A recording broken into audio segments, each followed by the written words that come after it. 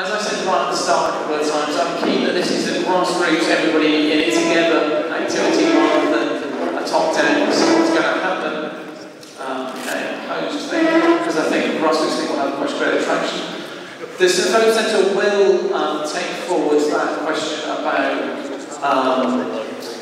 faith communities wanting space for reporting hate crime. We'll act on that.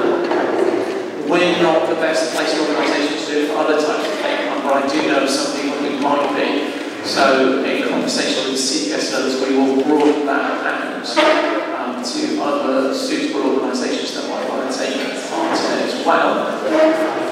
But does anybody have an idea or suggestion that they think is so brilliant everybody needs to hear about it? What I suggest is rather than wander around with the microphone, if you do have an idea that you want to share, then come up here and to enable lots of people to talk, can you keep them reasonably succinct? So if you've got an idea of something you would like other people's help in making happen, come and share it.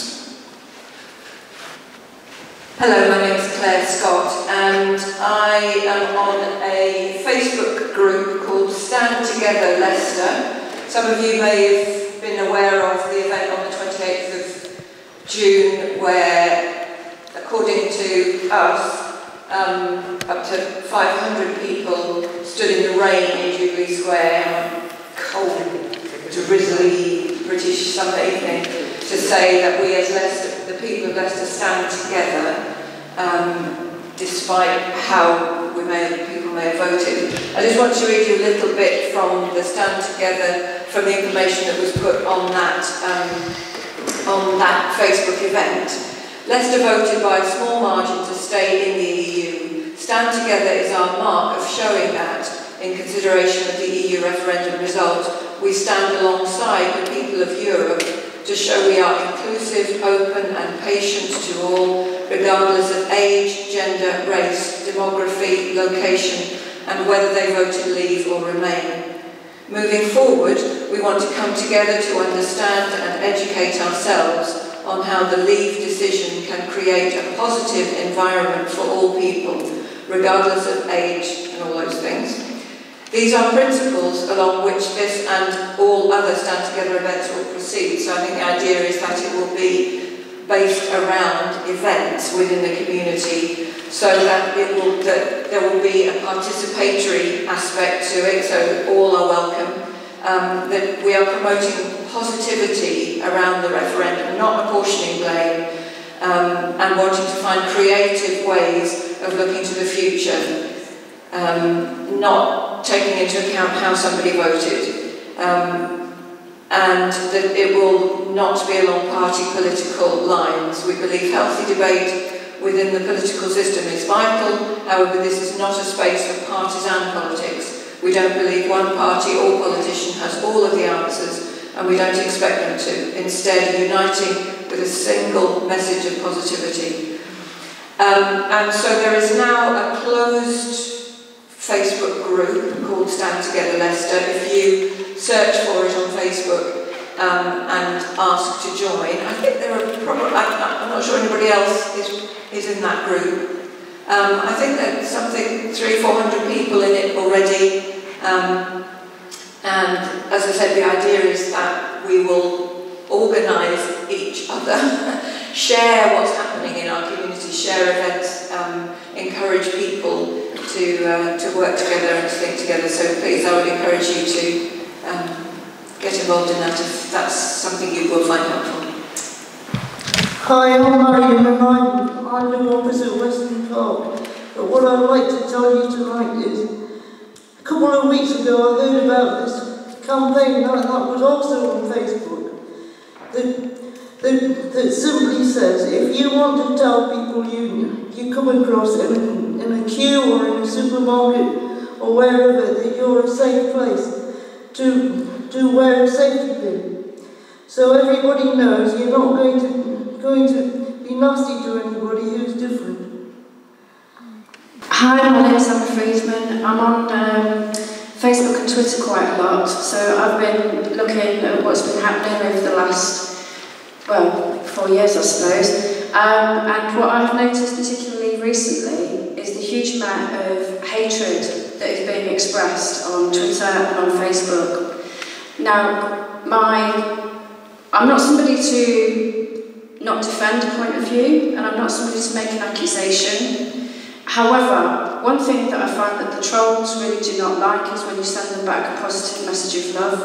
So I would like to urge everybody here who is on social media not to rise to the negativity that is there online, to spread a positive message, love and peace and unity, and to just promote the positive things that are happening within all of the divisions that are occurring throughout our society. Just promote the positive things that are happening and report those negative things, but, you know, be positive and outward-looking.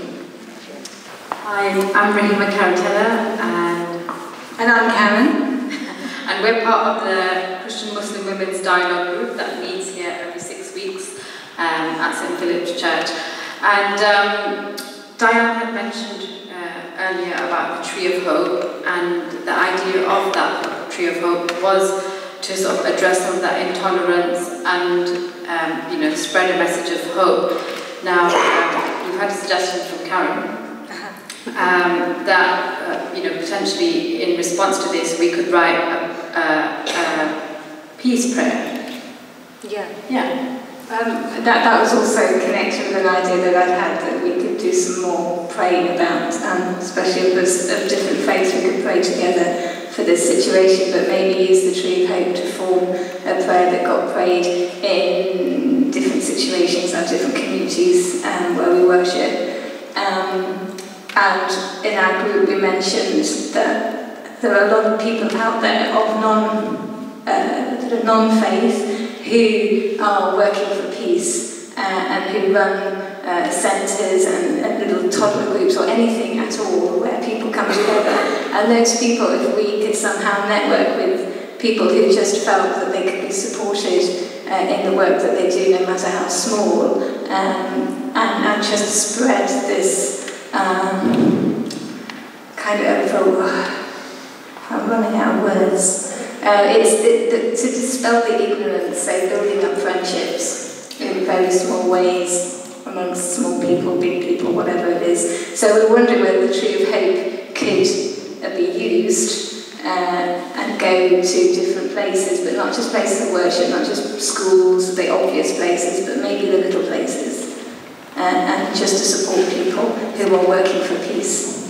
So if you're happy to host it, you can have it for as little as 2 weeks or 6 weeks or 8 weeks. We'll provide you with leaves for your tree. It's currently at St Philip's Centre, and it's going to be going from venue to venue. So if you're happy to host it, please get in touch with St Philip's Centre and let me know. Thanks. First of all, yes, the synagogue would very happily accept to do something with the Tree of Hope. There are a few suggestions that came up. One was to consolidate even more the work we already do going into schools. When I go into schools, I can show them all the things I do, like the candles, whatever, but a big message, and sometimes I say it very clearly and sometimes not, is that I'm just me, and whether I'm tall, short, fat, thin, curls, black, white, yellow, green with red spots on, we're just people. And that, so I'm doing more of that kind of work, reaching out with the schools.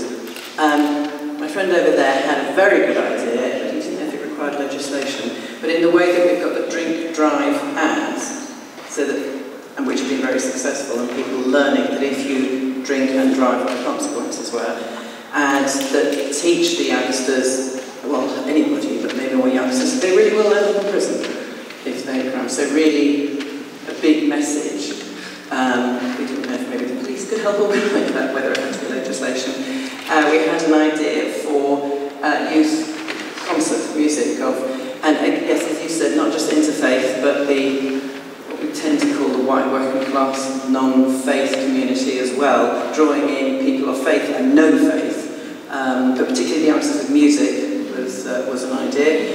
And we talked about the safety pin, but also developing, broader than that, a Leicester badge, if you like, a stand together or whatever, but a badge that's very clear, so that if somebody is being abused and somebody else approaches, they don't immediately go into a kind of, oh my God, somebody else trying to attack me, but it's somebody who's very clearly stated. On the other hand, we did mention, please be careful about that, because many women do not want a man to come over, excuse me, and go, you know, and sort of, it's all right,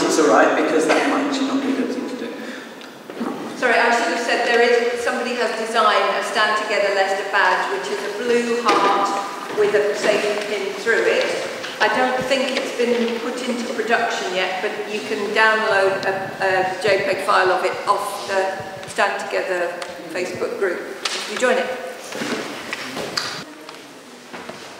I go around with a group, or the travelling roadshow from St. Philip's. I'm a humanist.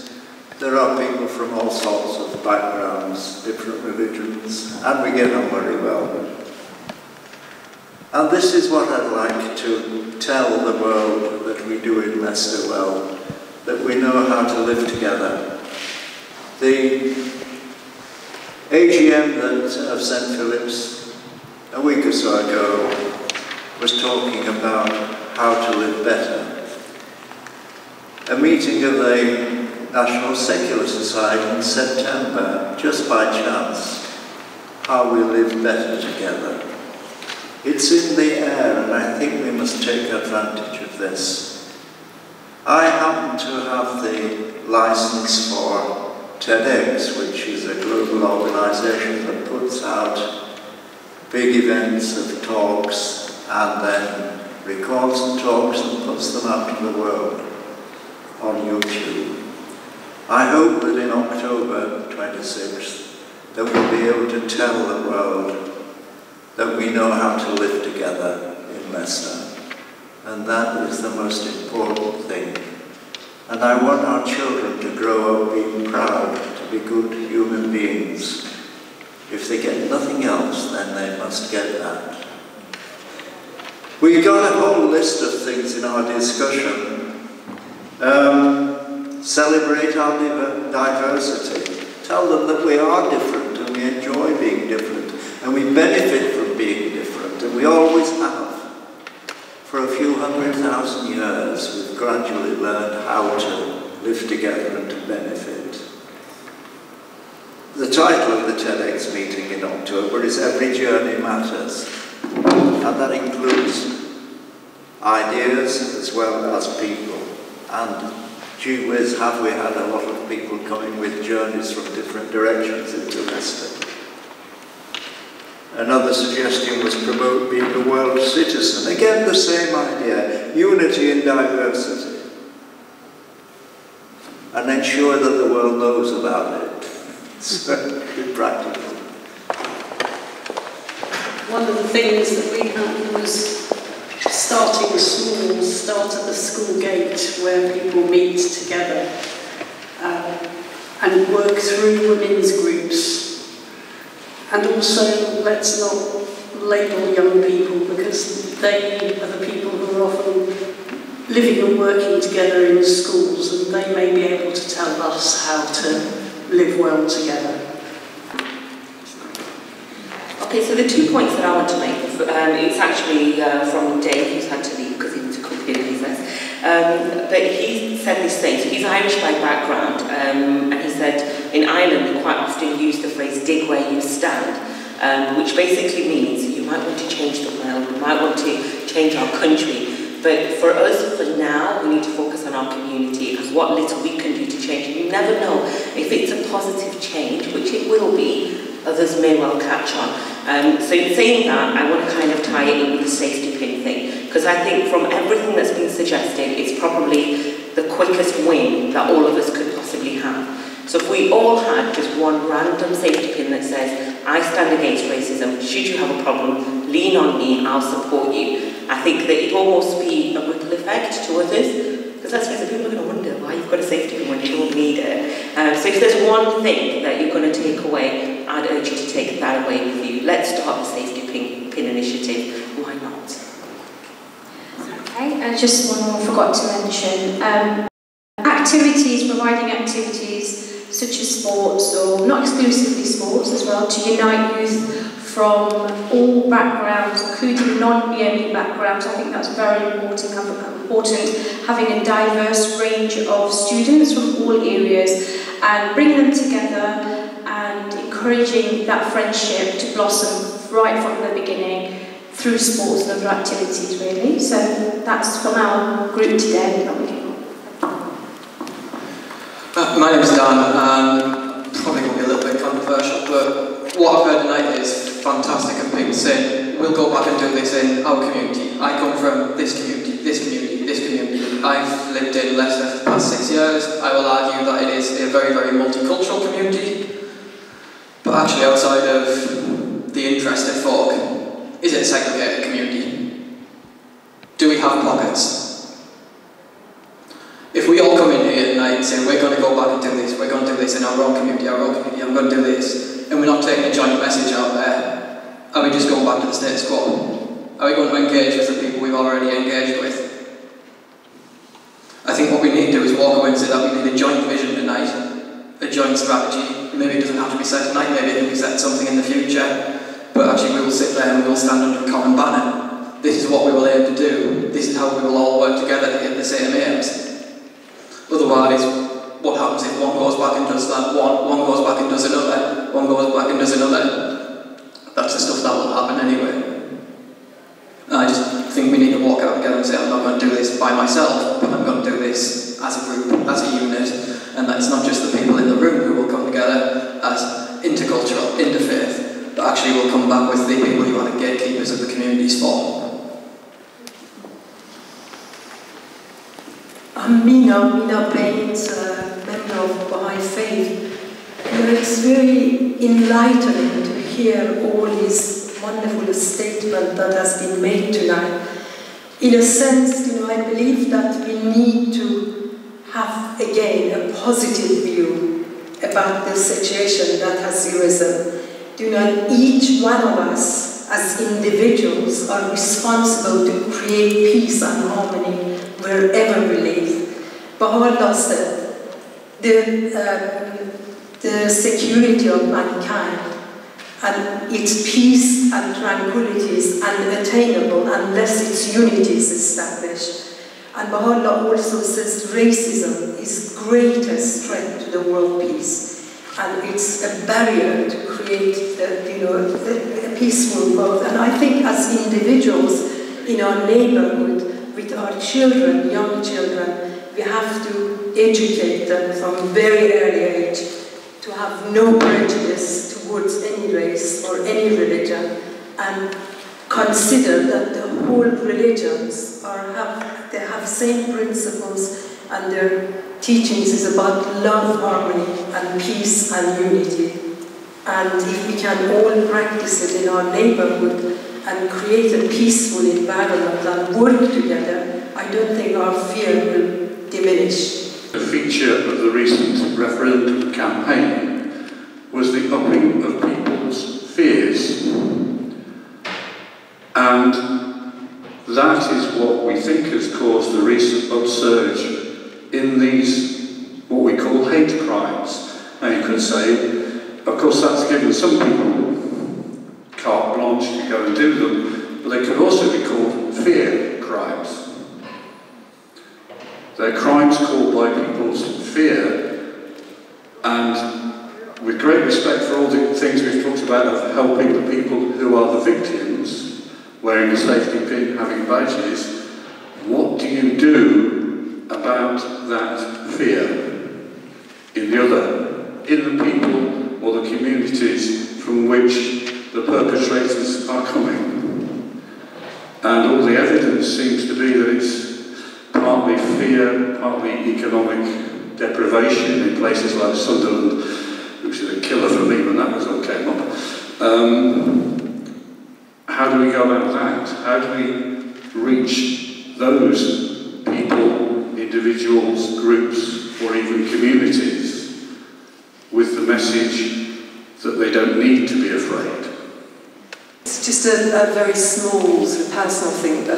I was talking with a friend about it a couple of days ago, and she'd seen something on Facebook about how if you see something happening, somebody saying things that they shouldn't be saying, maybe in the tube or something, and you're thinking, what do I do? One way of approaching it is to just go, not to challenge the bully, but to actually go to the victim and Owen was suggesting you could say, have you got the time, or engage the victim in a conversation and dissipate it, and maybe other people would join in. I actually found that really, really helpful, because sometimes you just don't know what to do. You feel you ought to, you want to do something, but challenging the person who's doing it is really not going to do any good. It's just going to make the situation worse. Whereas if you actually become a friend of the person who's being bullied, then that, I find that really helpful. So. A few days ago, I was listening to Tony Blair give what do you call it, a post-mortem on Brexit. And he was looking at some of the strategies that political parties and the various camps had used and how those had led to the results that we got. And one of the things that Tony Blair talked about was, he talked about how governments, he actually said, if you as a politician talk about immigration, you are bound to appeal to a lot of people. Now, in the discussion that has happened on Brexit, on the referendum itself, and the discussion that preceded it, we had a succession of messages that were being broadcast, and most of them were, Dave, you were talking about fear. Most of them were, I think, in my view, designed to heighten those fears. In the contributions that have been given so far, no one has talked about what you do with people who are almost inciting, instigating the attitudes that we get now. These things that are happening have got precedence. These things have happened before. We saw them in, they might not have been as severe as, they might not be as severe in this country as they were in other contexts, but we've seen these things before. We saw them in Nazi Germany, when Jewish people were blamed for everything that was wrong with Germany. We saw them in Rwanda, where a group of people was blamed for things that were wrong with that country. We saw them in Bosnia. We saw them everywhere where there has been a genocide. We have seen these things happening before. We have seen politicians, we have seen the media inflame hatred, identify a group, hold them out as objects to be attacked, to be vilified, to be blamed for everything that is wrong with countries, with systems. Now, one of the things that we have not talked about is what do we do when our politicians, our governments do things that can be seen as inciting hatred. I would like to see us as Crown Prosecution Service. Some of these things are actually public order offences, so you've got the tools to prosecute. In the same way that you can prosecute someone for homophobic, distributing homophobic material, you can also prosecute for distributing material that inflames or holds a group of people as a problem, or holds them out as objects to be attacked. And I would also like to see the Crime and Police Commission also take a more assertive stance when minorities are blamed for things that cannot possibly be their fault. Thank you. That's a very good point that you make on all of that. Some of that type of offender, of course, needs Attorney General consent before any prosecutions take place. But what I would say is that so far as the Crown Prosecution Service is concerned, there's as near to a zero tolerance of hate crime as we can get. What we do have to do for certain hate crimes is, if we drop a prosecution, we have to meeting to explain to them face to face why it is that we've dropped the case. So that is, I hope, some little reassurance. What I was putting my hand up earlier to do was basically, I think somebody has to stand up and say thank you very much to Tom for organising this evening. I know he's put a lot of hard work in.